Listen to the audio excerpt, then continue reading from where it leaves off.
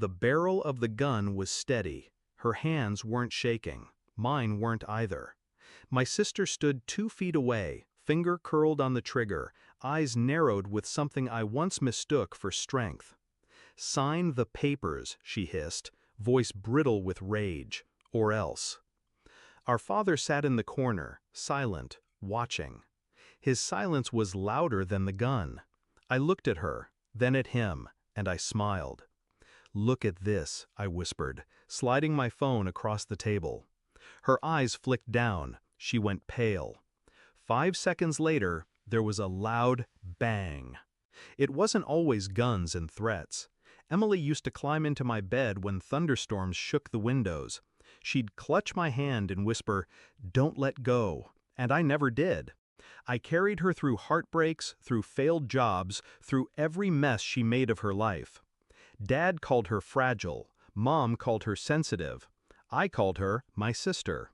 But fragility curdles into envy, and envy, left to rot, turns into greed. When Mom died, the will split everything evenly: the house, the business shares, the inheritance. Fair, balanced. But fair wasn't enough for Emily. Not when Dad whispered into her ear, convincing her that I was stealing, manipulating, controlling. It wasn't long before the whispers became plans, and the plans became tonight. The first crack was small. I overheard them once, Dad and Emily in the study. His voice low, hers sharp. The words were fragments, signatures, power of attorney, make her do it. I walked away before they saw me, but I knew. Then the documents appeared, papers shoved across the table, demanding I transfer my share of the estate. The language was neat, polished, dripping with legal poison. I refused. That's when the text messages started. Emily's tone shifting from pleading to threats. Dad's silence, his refusal to intervene, said more than his words ever could. And then, tonight, when they cornered me in the old dining room, gun in hand, papers spread across the table like a ritual sacrifice. I could have panicked, I could have begged, but instead I remembered the camera. The tiny lens I'd installed in the chandelier 2 weeks earlier, after that overheard conversation. It recorded everything, every threat, every whisper, every loaded weapon pointed at my chest.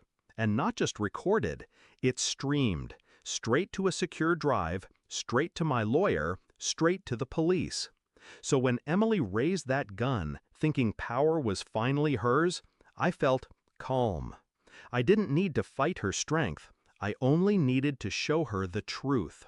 The plan was simple. 1. Evidence. Every threat she texted, every document she tried to shove into my hands, every word Dad whispered, I had it all, backed up. 2. Exposure. The moment she pulled that gun, the recording went live. A silent witness they couldn't silence. 3. Timing. I waited until she thought she had me trapped, until she believed the fear would force my hand. That's when I slid the phone across the table. On the screen, a live feed of her, gun raised, face twisted, and a blinking red light in the corner, recording. Her face drained. The color bled out like ink and water. "What is this?" she stammered. I leaned back, calm. Insurance. Dad shifted in his chair, finally speaking, his voice low, venomous. "You wouldn't." I met his eyes. I already did. The bang that followed wasn't the trigger. It was the front door. Police boots hitting hardwood. Voices shouting commands. Guns drawn, not at me, but at her. Emily froze, weapon still in hand. The officers moved fast, disarming her, shoving her to the ground. Dad's protest died in his throat when they read out the charges. Assault, coercion, conspiracy. And me? I didn't move, didn't flinch, didn't smile this time. I just watched. Watched as the people who had once been my protectors realized they had been outplayed, step by step, by the very person they thought was weak. Later, when the house was empty and quiet again, I sat alone at the table. The papers were still there, unsigned. The pen lay beside them, useless. I thought about Emily's face when she saw the feed, the moment the illusion of power cracked. And I thought about Dad's silence, how he had watched me my whole life, not as a daughter, but as a tool. Tonight, I became something else. Not a tool, not a victim, not a pawn in their game. I became the one holding the board. They wanted my signature. They got my signature move instead.